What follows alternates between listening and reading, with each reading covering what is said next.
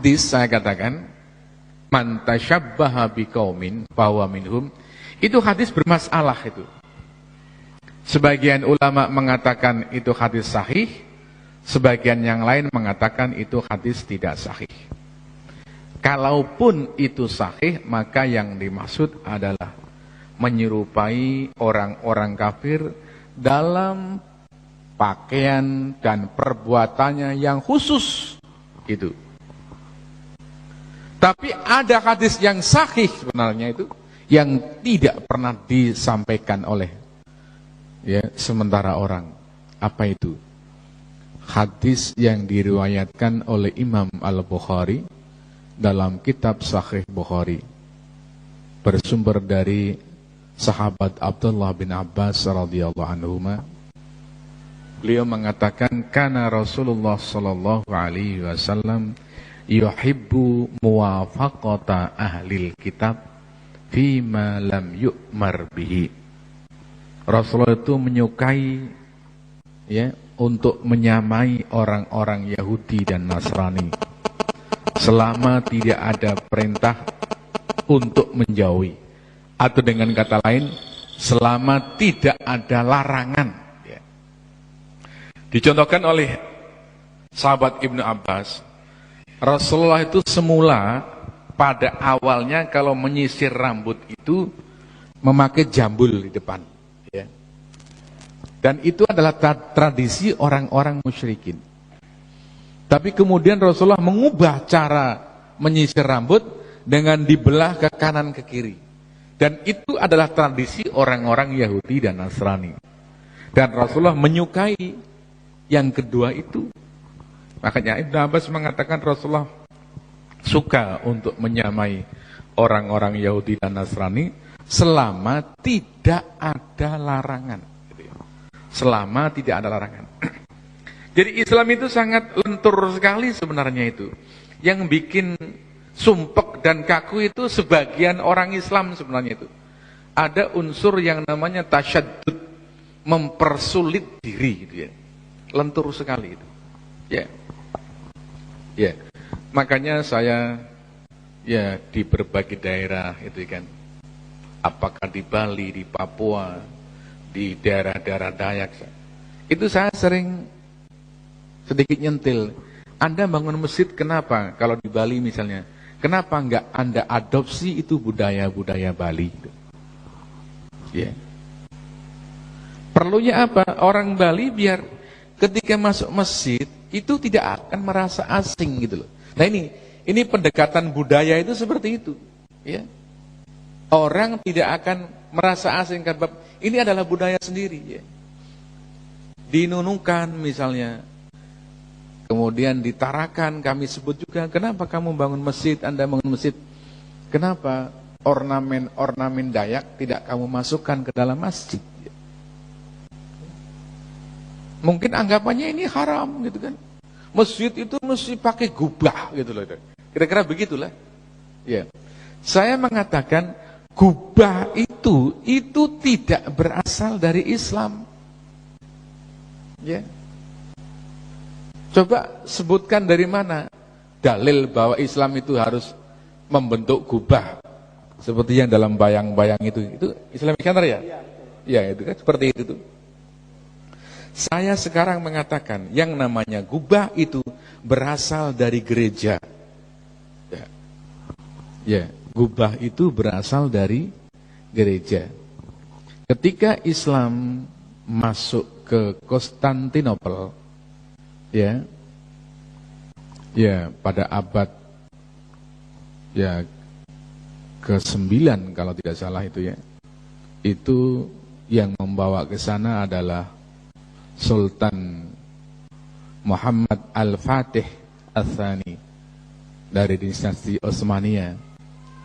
Nah, di Konstantinopel yang kemudian diubah namanya menjadi Istanbul, ada gereja yang sangat besar, yaitu gereja Hagia Sophia. Gereja Hagia Sophia kemudian diubah fungsinya menjadi masjid. Sekarang udah jadi museum Nah, kemudian Sultan Ahmad dari Khilafah Utsmaniyah itu pingin membuat masjid yang megahnya seperti gereja Hagia Sophia. Dibangunlah masjid Sultan Ahmad yang kemudian kondang dengan sebutan Masjid Biru, ya, karena pas di baliknya ada laut yang airnya warna biru. Nah, itu kemegahan itulah, ya, karena dari gereja kemudian ditiru bikin masjid, sementara Khilafah Utsmaniyah itu menguasai negara-negara Arab, akhirnya bentuk-bentuk, ya, gubah itu yang mengambil dari gereja Romawi Timur, ya, itu kemudian menyebar ke negara-negara Arab, ya, ke Mesir dan sebagainya. Dari situlah kemudian menyebar ke Indonesia, termasuk sampai ke Istiqlal, sampai ke Priuk, itu penyebaran dari wilayah-wilayah kekuasaan Utsmaniyah. Jadi kalau dilacak aslinya gubah itu dari mana? Itu dari gereja, gitu kan. Nah, tapi nggak ada orang mengatakan gubah ini haram gitu ya. Itu anehnya itu. Karena apa? Karena sudah terpatri bahwa gubah ini dianggapnya Islam gitu loh. Itu. Makanya nggak ada orang pernah mengatakan haram itu. Ya. Seperti misalnya saya pernah di suatu masjid, dengan tenang aja pengurus masjid memutar kaset nyanyian Umi Kulsum, gitu kan. Katanya itu mendapat pahala gitu loh. Karena lagunya pakai bahasa Arab gitu loh. Ya, diaminin. Ya. Tapi kalau lagu lodruk begitu ya, orang Jawa Timur itu ada perasaan berdosa. Karena apa? Karena terlanjur salah persepsi, ya. Jadi seolah-olah apa yang dari Arab itu mesti Islam, padahal itu kan budaya. Kalau sama-sama budaya, apa bedanya budaya Arab dengan budaya Jawa itu kan?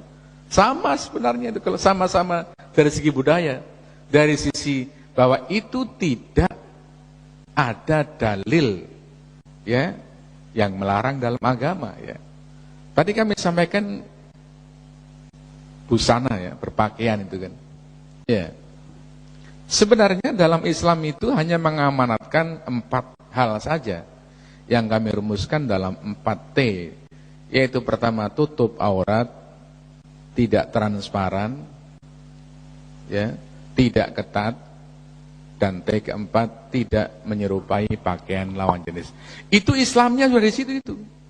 Nah, modelnya mau apa, itu silahkan. Ya.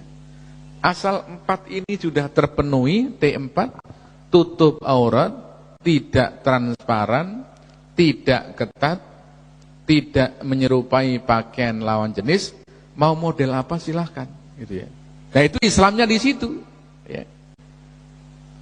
Nah, sekarang kita perlu membedakan, bagaimana membedakan mana yang datang dari Nabi Muhammad yang berupa ajaran agama yang harus kita ikuti, dan mana yang berupa budaya yang kita boleh ikut dan boleh juga tidak ikut, ya.